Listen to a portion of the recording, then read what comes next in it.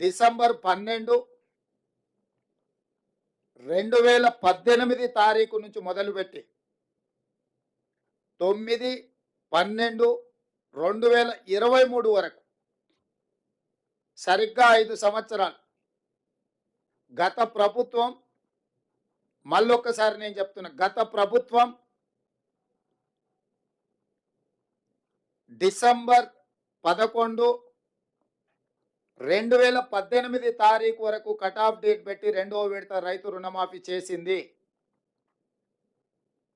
December 12, 2018 తారీఖు నుంచి తీసుకున్న రుణాలు డిసెంబర్ 9, 2023 వరకు 5 సంవత్సరాల మధ్య కాలంలో ఈ రాష్ట్రంలో ఉన్న రైతులు తీసుకున్న 2 లక్షల రూపాయల వరకు రుణమాఫీని చెయ్యాలని మా ప్రభుత్వము ఈ మంత్రివర్గంలో నిర్ణయం తీసుకున్నది. ఇచ్చిన మాట ప్రకారం 2 లక్షల రూపాయల రుణమాఫీ చెయ్యాలి.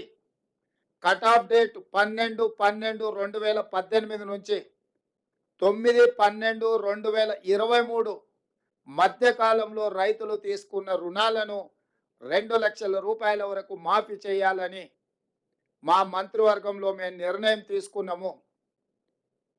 ఈ రుణాలు మాఫీ చేయడానికి దాదాపుగా 31,000 కోట్ల రూపాయలు అవసరం అవుతున్నది.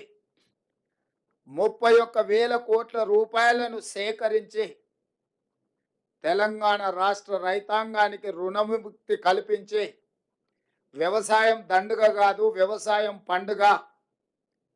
ఈ ప్రభుత్వం, ఈ ప్రజాపాలన రైతు సంక్షేమం, రైతు రాజ్యం ఒక సంక్షేమ రాజ్యంగా, అభివృద్ధి రాష్ట్రంగా ముందుకు తీసుకెళ్తామని సంపూర్ణమైన విశ్వాసం, భరోసా కల్పించడానికి ఈరోజు మా మంత్రివర్గం